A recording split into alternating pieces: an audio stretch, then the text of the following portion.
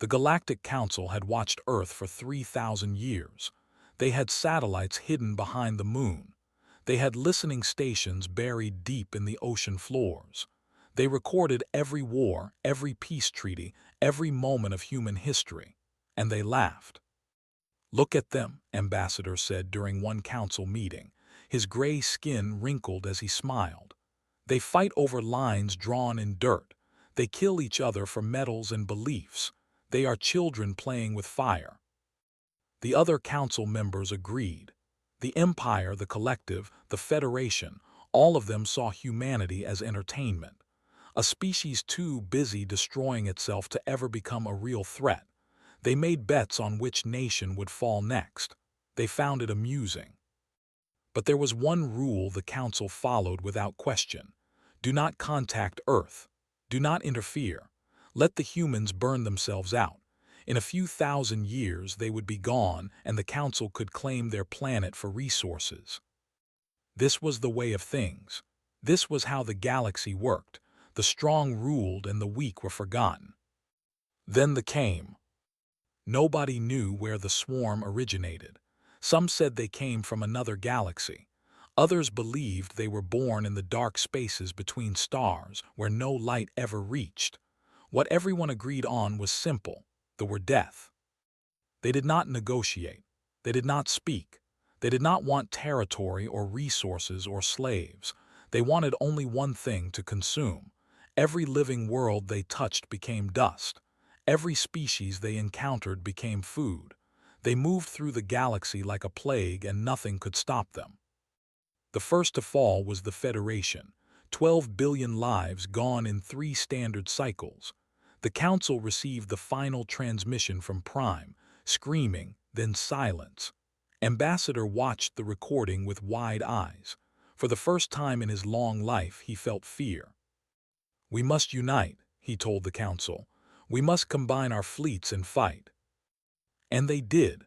The greatest armada in galactic history gathered at the border of space. 10,000 warships from every major civilization. The finest warriors and the most advanced weapons. They were confident. They were proud. They were destroyed in 6 hours. They did not fight like normal enemies. Their ships were alive, massive creatures of flesh and metal that healed from every wound. They numbered in the trillions. For every ship the Council destroyed, 100 more appeared. The admirals ordered retreat, but they were faster.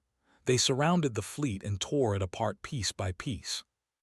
Only 300 ships escaped, 300 out of 10,000. After that day, the Council stopped laughing. They stopped making plans. They huddled in their chambers and argued about who to blame while more worlds burned. The Collective surrendered, hoping they would show mercy. They consumed them anyway. The Empire pulled back to their core systems, abandoning billions of their own people. Fear had broken them. Commander Park was working late in the Seoul military base when the message arrived. She was 42 years old, with sharp eyes and gray streaks in her black hair. 20 years of service had taught her to expect the unexpected, but nothing had prepared her for this. The message came through every human communication system at once. Television, radio, internet, military channels, all of them carried the same signal. A face appeared on her screen. It was not human. Gray skin, large black eyes, a small mouth that trembled as it spoke. "People of Earth," the alien said, "I am ambassador of the Empire. For many years we have watched your world from afar. We believed you were beneath our notice. We were wrong." Leaned forward in her chair. Around her, other officers gathered to watch. "A great enemy threatens all life in this galaxy," continued. "The swarm has destroyed 12 civilizations. Our fleets have failed. Our worlds are burning. We have nowhere else to turn." The ambassador paused. His eyes glistened with something that might have been tears. "We are asking for your help, please. We are begging you." The transmission ended. Silence filled the room. One young officer spoke first. "Is this real?" "It's real," said quietly. She had seen the fear in that alien's eyes. No actor could fake that kind of terror. "But why us?" another officer asked. They said they've been watching us. They know how primitive we are compared to them. Stood up and walked to the window. Outside, the city of Seoul glowed with light. Millions of people going about their lives, unaware that the universe had just changed forever. She thought about human history, all the wars they had fought, all the enemies they had faced, all the times they had been told they would lose and won anyway. They're not asking because they think we can win, she said. They're asking because they have no one else left. The next few days were chaos. Every government on Earth received the same message. The United Nations held emergency meetings. Religious leaders spoke of end times. Some people panicked. Some people prayed. But something else happened too, something the aliens had not expected. Humanity said yes. It was not a decision made by politicians or generals. It was a decision made by ordinary people. Volunteers flooded military recruiting stations.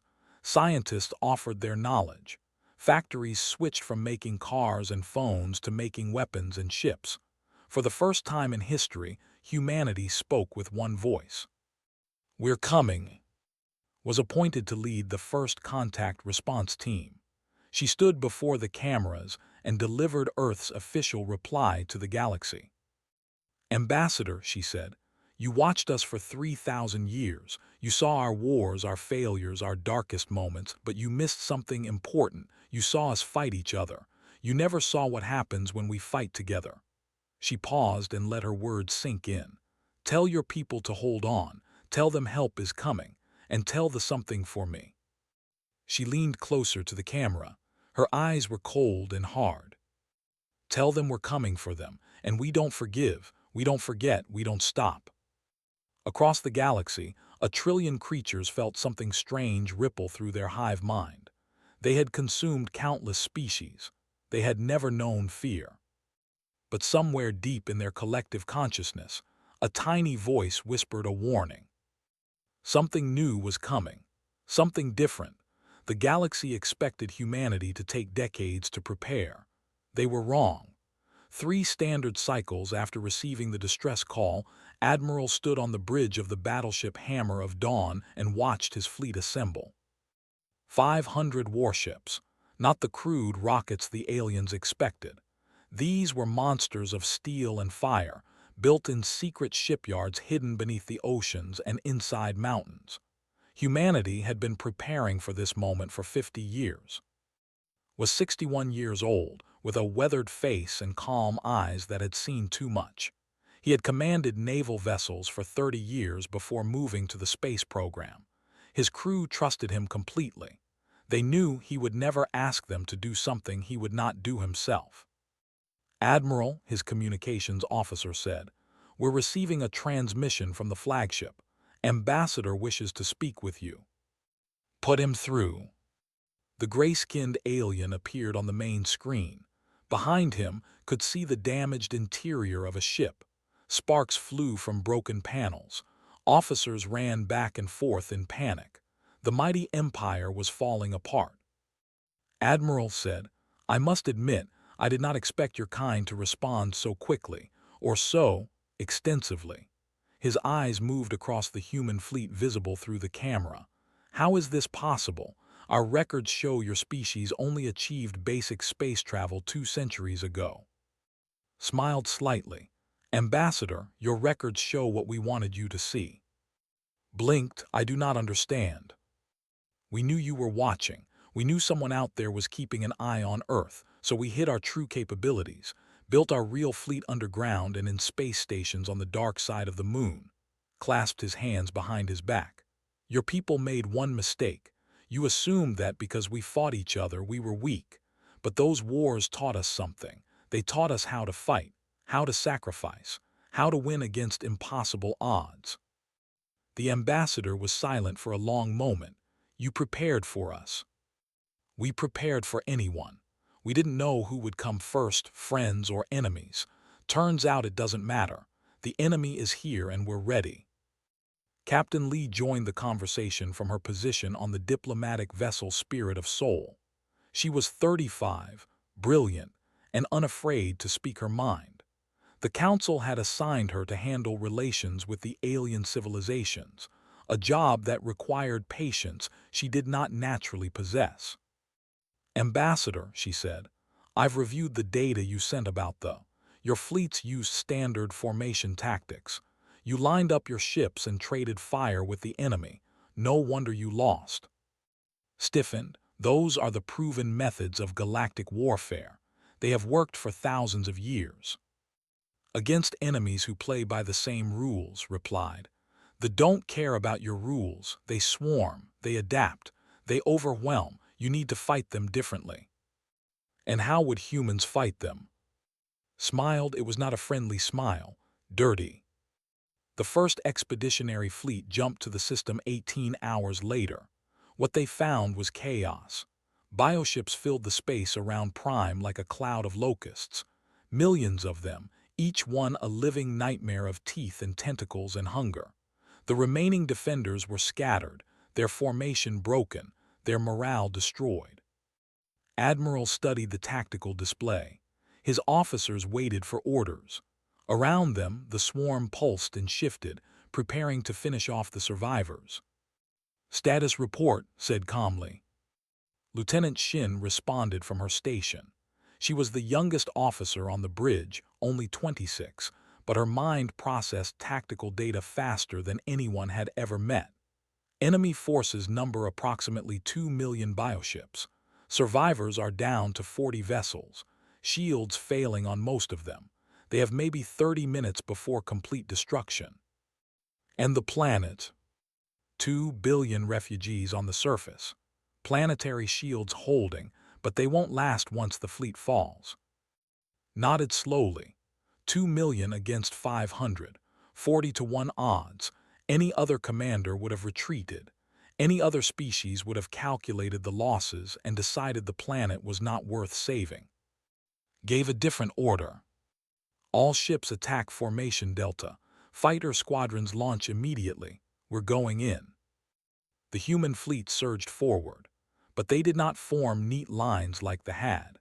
They split into small groups, diving between formations, hitting vulnerable points, and then disappearing before the swarm could respond. Human pilots flew their fighters with insane precision, weaving through storms of enemy fire that should have been impossible to survive. They had never seen anything like it. Their hive mind processed information quickly, but not quickly enough. Every time they adapted to one human tactic, the humans changed to another. It was like fighting water. The moment you grabbed it, it slipped away and struck from a different direction. Commander Park led the assault from her own fighter. She had refused to stay behind on Earth. "I sent the response," she had said. "I should be there when we deliver it." Her squadron dove straight into the heart of the swarm. Bioships exploded around her as her weapons found their targets. Her voice was steady over the radio as she called out commands. "Blue team, break left. Red team, cover the survivors. Nobody dies today unless they're ugly and have too many teeth." A creature larger than a building lunged at her ship. She rolled hard, feeling the G-forces press against her body, and fired 2 missiles directly into its open mouth. The creature burst apart in a shower of organic matter. "That's 12 for me," she said. "Anyone beating my score?" Lieutenant Moon's voice crackled back. 15, Commander. Try to keep up."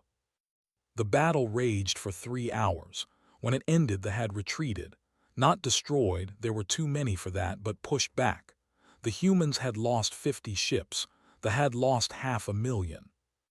On the flagship, Ambassador watched the aftermath in stunned silence. His tactical officers were crying, not from sadness, from relief, from hope.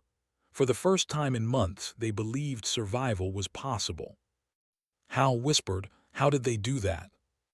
A human liaison officer stood nearby. She was a young woman named, barely out of military academy. She smiled at the ambassador's question. "You want to know our secret? It's simple. For thousands of years, the worst enemy humanity ever faced was itself. We spent our whole history learning how to fight, how to survive, how to win when everything said we should lose." She looked out at the stars where human ships were regrouping for the next assault. "They are scary, but Ambassador, we're scarier." Remembered the old council meetings, the jokes about primitive humans, the bets on their extinction. He realized now how foolish they had been. They had watched humanity fight for 3,000 years. They had seen the violence and called it weakness. They never understood the truth. They did not understand fear.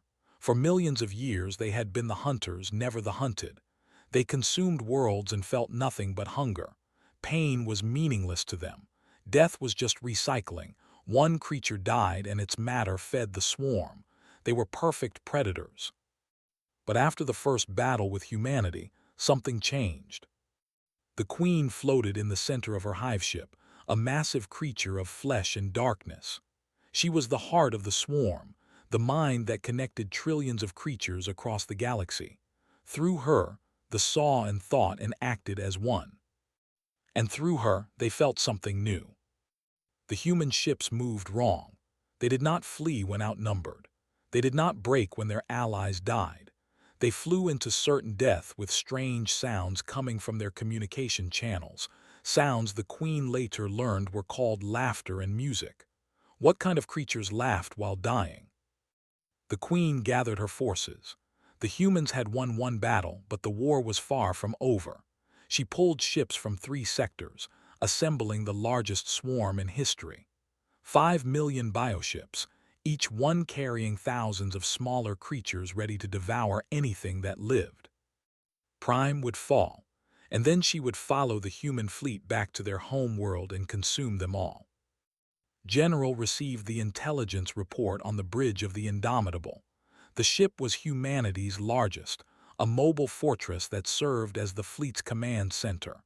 Around him, officers worked at their stations with calm efficiency. They knew what was coming. They had prepared for it. 5 million ships, Lieutenant Shin reported. The largest force ever recorded. They'll reach Prime in 16 hours. Study the tactical display. The planet hung in space like a blue jewel, its surface covered with cities full of refugees. 2 billion lives depending on him, on all of them. "What are our reinforcements?" he asked. "The second fleet is still 12 hours away. The third fleet is dealing with attacks on the outer colonies. We're alone, sir." Alone, 450 ships against 5 million. Odds that would make any sane commander retreat. But retreat meant abandoning 2 billion people. Retreat meant showing that humanity would run when things got hard. Made his decision. "We hold."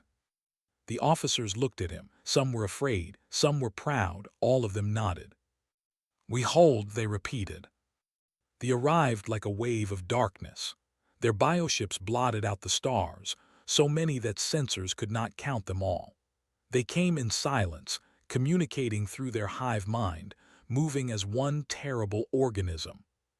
The human fleet waited. "All ships hold position," commanded. "Let them come closer. Wait for my signal." The queen sensed the human hesitation and felt something like satisfaction. They were afraid. They knew they could not win. Perhaps they would try to negotiate, to beg for mercy like so many species before them. The humans did not beg. When the swarm reached optimal range, gave the order. "All ships, execute Operation Madness." The human fleet did something they had never seen. Instead of fighting from a distance, they charged directly into the swarm.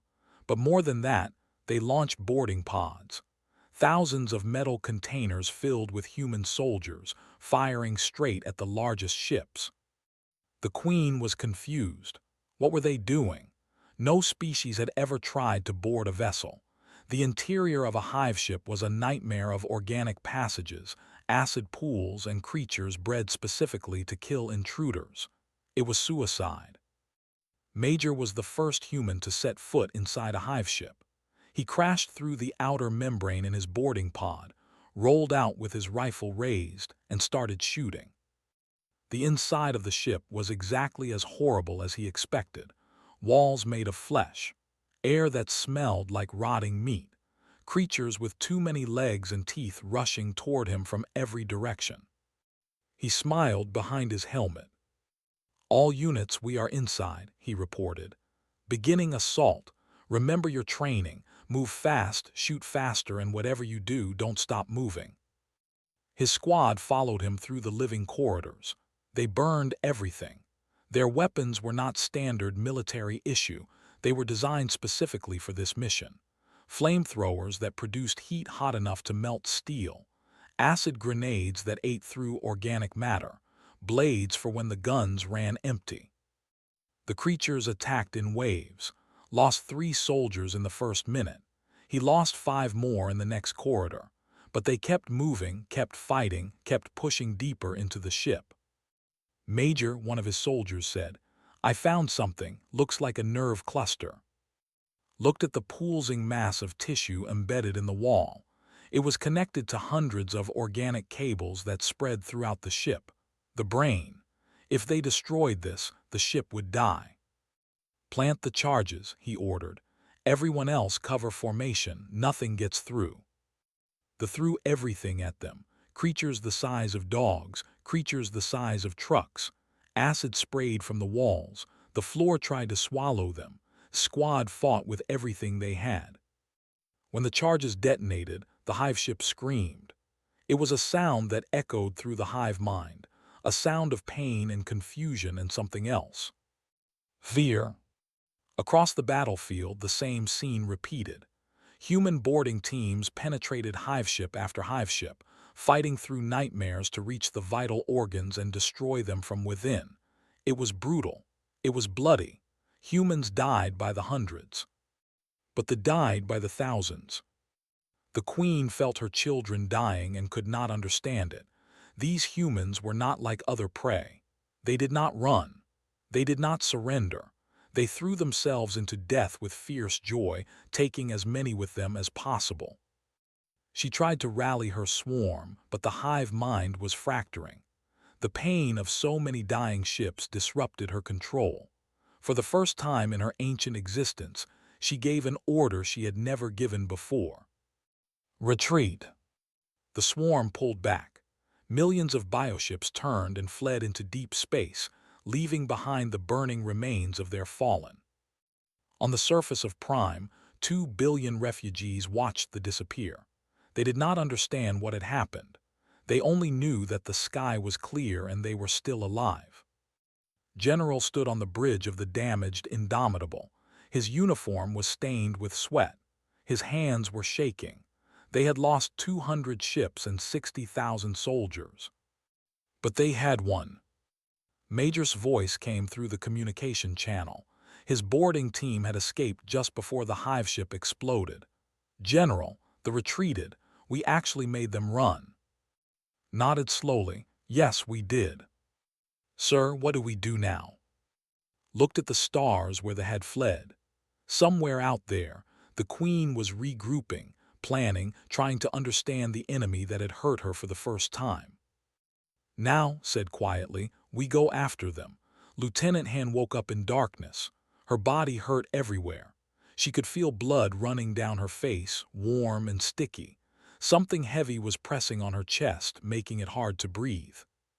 She remembered the explosion. They had sent one final attack before retreating, a suicide swarm that had targeted the Indomitable directly. The great ship had survived, but barely. Had been on the lower decks when the blast hit. "Hello," she called out. Her voice was weak. "Is anyone there?" No answer, just the creak of damaged metal and the distant sound of alarms. Forced herself to move. The weight on her chest was a fallen beam. She pushed against it with all her strength, screaming as pain shot through her ribs. Something was broken, maybe several somethings. She did not stop. She could not stop. There might be others trapped nearby, others who needed help. The beam shifted, crawled out from under it and collapsed on the floor, gasping.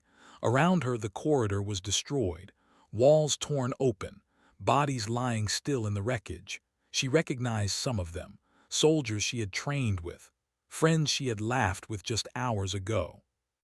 Gone. Forced herself to stand, one foot in front of the other. That was all she had to do, one foot then the other. She found the first survivor 10 meters away, a young soldier named barely 20 years old.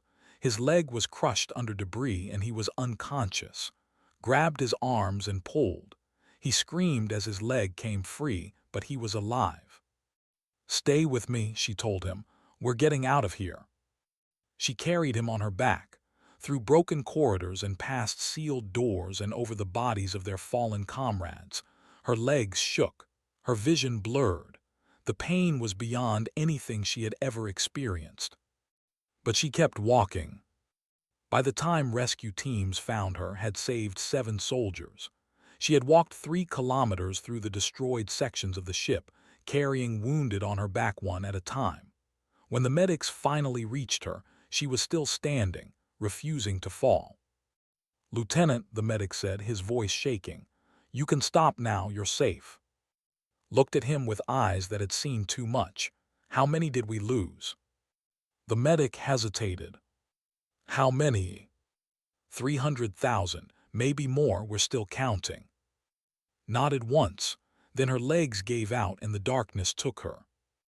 The next few weeks were hard for everyone. Prime was saved, but the cost had been terrible. Ships that had been home to thousands were now debris floating in space. Families across Earth received messages telling them that their loved ones would not be coming home. General attended every memorial service he could. He stood before the families and told them how their sons and daughters had died with courage, how they had made a difference, how their sacrifice had meaning. The words felt hollow in his mouth. He knew that nothing he said could fill the emptiness those families felt. Admiral visited the hospital ship where was recovering. She lay in a bed surrounded by machines, her body wrapped in bandages and healing patches, but her eyes were open and clear when he entered. "Admiral," she said, trying to sit up. "At ease, Lieutenant," sat in the chair beside her bed. "I read the reports about what you did. 7 lives saved, 3 kilometers through a dying ship. The medics said you should have collapsed after the first 100 meters. Looked away. I just kept walking, that's all." "That's not all," leaned forward. "That's everything. That's what makes us who we are. Not our ships or our weapons or our tactics. It's people like you who refuse to stop when everything says they should, who carry others when they can barely carry themselves." Was quiet for a long moment. "Admiral, when I was walking through that ship, I passed so many bodies, people I knew, people who deserved to live." Her voice cracked. "Why did I survive when they didn't?" Had no easy answer. He had asked himself the same question many times throughout his career. "I don't know," he said honestly, "but I know this. You survived so you could save others, and you did. 7 people are alive today because you refused to give up. They're children and will exist because of what you did." Wiped her eyes. "It doesn't feel like enough." "It never does. That's the burden we carry. But we carry it anyway because someone has to." On the surface of Prime, the memorial ceremony gathered millions. Humans stood alongside and representatives from a dozen other species. All of them were there to honor the fallen. Ambassador approached Admiral after the ceremony. The looked older than before, his gray skin pale and lined with exhaustion. The war had aged him. Admiral said, "I owe you an apology." Raised an eyebrow. "For what?" "For everything. For watching your people and thinking we understood you. For laughing at your wars and your struggles. For believing you were primitive." His voice was heavy with shame. "We were blind. We saw your violence and called it weakness. We never understood that it was strength being forged." Looked out at the memorial. Thousands of names carved in stone. Humans who had given everything for people they had never met. People who had mocked them for centuries. Ambassador said slowly, "We didn't do this for your approval. We didn't do it to prove anything." "Then why? Why sacrifice so much for species that ignored you?" Thought about the question. He thought about carrying wounded soldiers through a burning ship. He thought about major fighting through nightmares to plant explosives in a living enemy. He thought about all the humans who had volunteered for a war that was not theirs. "Because that's who we are," he said finally. "We protect our pack, even when the pack doesn't know they need protecting, even when they don't want our help." He turned to face directly. "You were strangers who asked for help. That was enough." Was silent for a long time. When he spoke again, his voice was soft. "They are still out there. They're regrouping. This war is not over." "I know. They'll come back stronger, more prepared. Next time they won't underestimate you." Nodded. "Good. Good, how is that good?" The Admiral smiled, but there was no warmth in it, only determination. "Because we won't underestimate them either. An ambassador." He looked up at the stars, where somewhere in the darkness the Queen was plotting her revenge. "We don't stop. We don't give up. We don't forgive what they've done to this galaxy." "What will you do?" Smile faded. "We're going to find their home world, and we're going to end this war, permanently." That had no name. It existed at the edge of the galaxy, in a region of space where no star shone and no living world had ever been found. The planet itself was darkness made solid, a massive sphere of organic matter that pulsed with the collective heartbeat of the entire swarm. This was where the Queen made her nest. This was where she had ruled for 1,000,000 years, sending her children out to consume and grow and spread. No enemy had ever come here. No enemy had ever known where to look. But humanity had learned. It had taken months of hunting, following retreat patterns, capturing and studying their bioships, decoding the signals that connected them to their queen. Piece by piece, the humans had assembled a map that led to this place. Fleet Commander stood on the bridge of the new flagship, Eternal Flame. Behind him, the largest fleet ever assembled waited for orders. 800 human ships, 400 vessels, 200 from the surviving species who had finally found the courage to fight back. The Alliance had come together because of humanity, because humans had shown them that they could bleed, that monsters could be killed. "Commander," Admiral said through the communication channel from his position on the support carrier, "the fleet is ready. All squadrons report green. We are waiting for your order." Studied the tactical display. The hung in the center, surrounded by defensive swarms. Even now, even after all their losses, they outnumbered the Alliance 10-1. But numbers were not everything. Humanity had proven that again and again. "All ships," said calmly, "begin the assault." The final battle for the galaxy had begun. Captain No launched from the Eternal Flame in her fighter. She was part of the first wave, the spearhead that would punch through the defenses and open a path to the Queen's nest. Behind her flew 5,000 other pilots, human and alien alike, ready to give everything. "All fighters stay in formation," she commanded. "We break through together or not at all." The swarm rose to meet them. Millions of creatures filled the void, each one hungry for blood. Did not hesitate. She flew straight into them, her weapons blazing, her reflexes pushing beyond human limits. Ships exploded around her. Friends she had known for years vanished in flashes of light. But she did not stop. She could not stop. Too many people were counting on her. "Blue Squadron, break left," she ordered. "Red Squadron, cover the bombers. Green Squadron with me. We're going for the nest." They tried to stop them. They threw everything they had, their largest ships, their fastest creatures, their most deadly weapons. But the human pilots were better. They had trained their entire lives for this moment. They were the best of the best, and they would not be. Fighter punched through the final defensive line and entered the atmosphere of the. Below her, the surface was a nightmare landscape of flesh and bone, mountains made of dead creatures, rivers of organic fluid, and at the center, a massive structure that pulsed with dark light. "The Queen's Chamber." "All bombers, target acquired," said. "Begin your attack run." The bombers dove. Their payload was special, weapons designed specifically to kill the queen. If they succeeded, the entire swarm would collapse, the hive mind would shatter, the war would end. The queen knew they were coming. She screamed into the minds of all her children, commanding them to protect her at any cost. The air around the bombers filled with creatures, each one willing to die to stop the attack. Flew into them.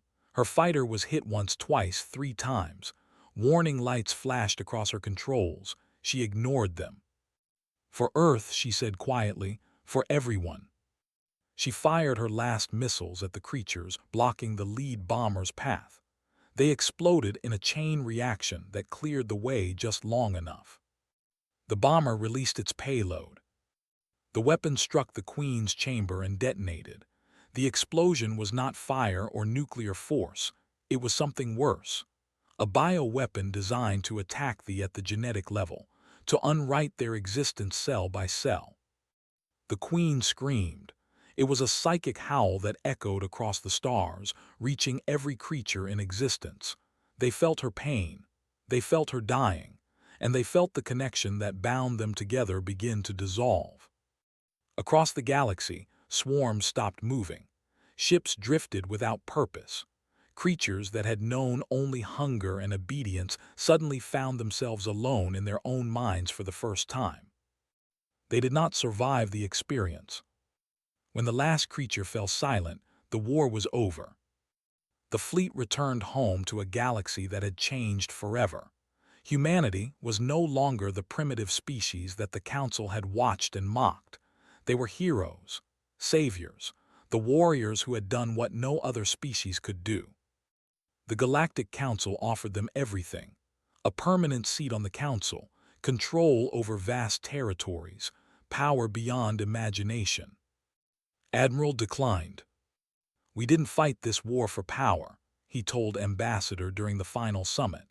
"We didn't fight for territory or resources or recognition." "Then what do you want?" asked. Looked out the window at the stars. Somewhere out there, Earth was spinning peacefully.